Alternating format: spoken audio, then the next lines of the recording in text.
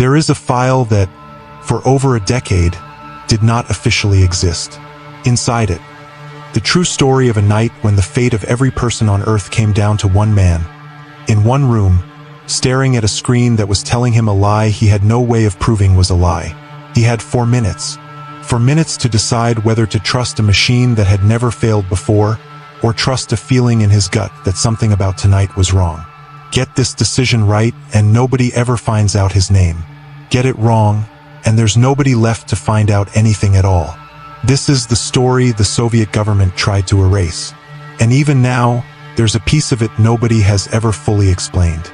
Before we go further, if stories like this are your thing, subscribe now, because this is only part 1 of a series on the moments that almost ended the world. You won't want to miss the rest. To understand what happened in that room, you first have to understand how close the world already was to the edge, because 1983 wasn't a quiet year in the Cold War. It might have been the most dangerous year since the Cuban Missile Crisis, and almost nobody talks about it. Weeks earlier, Soviet fighter jets had shot a civilian airliner out of the sky, killing 269 people, after it strayed into restricted airspace. The world was in an uproar. American officials were calling the Soviet Union an evil empire. Soviet officials were quietly convinced the United States was preparing a first strike and looking for any excuse to launch it. Behind closed doors, Soviet intelligence had a code name for this fear: Operation Ryan. Its entire purpose was to watch for the first sign of an American surprise attack.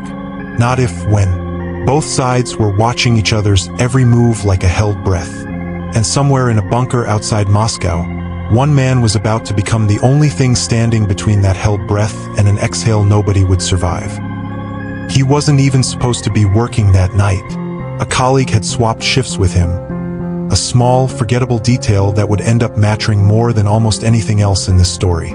His job was to sit inside a newly built command bunker and monitor something called OCO, a satellite system designed to do one thing, and do it perfectly: detect the exact moment an American missile launched, using nothing but heat and light from 22,000 miles above the Earth. It had only been active for a few months. It had never been tested in a real crisis. And here's the detail almost nobody mentions. The entire system was built on an assumption that turned out to be dangerously wrong. Nobody at the time knew that yet. Just after midnight, the assumption broke. An alarm tore through the room. On the main screen, in red block letters, "Launch."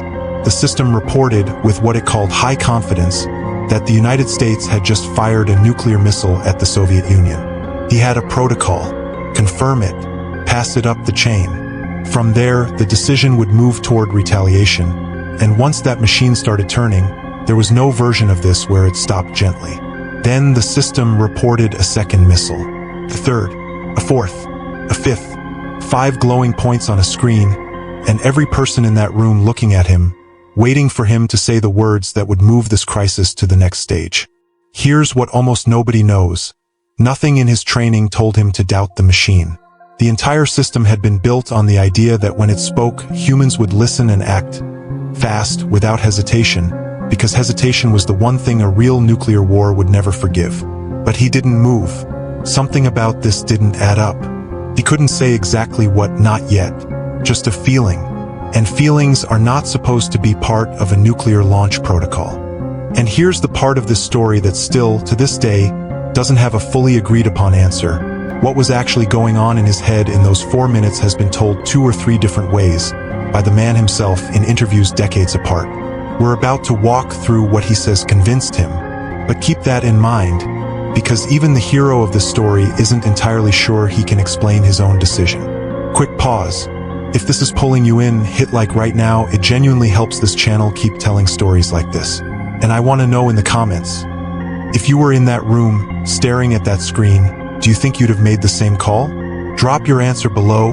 I read everyone. 3 details by his own account tipped the scale. First, the math didn't make sense. Soviet doctrine assumed a real American first strike would come as an overwhelming wave, hundreds of missiles at once, engineered to erase any chance of retaliation. 5 missiles wasn't an attack. Strategically, it was almost meaningless.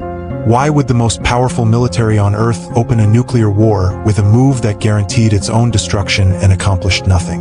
Second, the ground radar was silent. Slower, older, less impressive than the satellite system, but more reliable. If missiles were actually in the air, at some point that silence should have broken. It never did. Third, and this is the detail that gets left out of most versions of this story, he didn't fully trust the machine. Not because he'd been told not to, but because he understood, as an engineer, that brand new systems fail in ways nobody predicts. He wasn't a career soldier trained to obey. He was an engineer trained to ask, but what if the tool itself is wrong? So he made a call that wasn't technically his to make. He told his superiors, false alarm. He didn't know that for certain. Nobody could have known for certain in 4 minutes. He was betting the world on a feeling, and if the feeling was wrong, there would be no version of events where anyone ever got to ask him about it. He was right. There were no missiles. The launch was sunlight, reflecting off high-altitude clouds above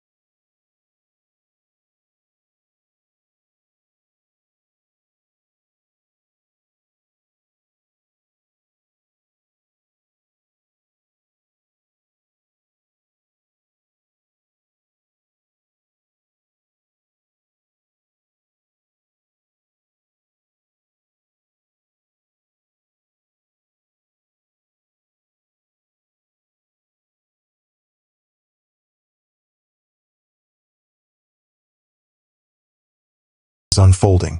There was no mechanism in Soviet military culture to reward a man for defying the system, even when defying the system saved it. The incident stayed buried until the 1990s, surfacing almost by accident in a retired general's memoirs. Petrov gave a handful of reluctant interviews late in life. He always downplayed it. "I was just doing my job," he said once. A line that somehow makes the story heavier, not lighter. He died in 2017 at 77, in relative obscurity. Most of the world didn't learn he died until months later. Here's what stays with me about this story. Every safeguard, every protocol, every piece of technology built to prevent a nuclear war, all of it very nearly caused one. The only thing that actually stopped it was one exhausted man's willingness to disobey a machine. Based on nothing more than a hunch, he still can't fully explain, even in his own words. No law rewarded that hunch. No system was built to allow for it. It happened anyway, between the world and the same ending. That story is stranger, and in some ways even less resolved, than this one.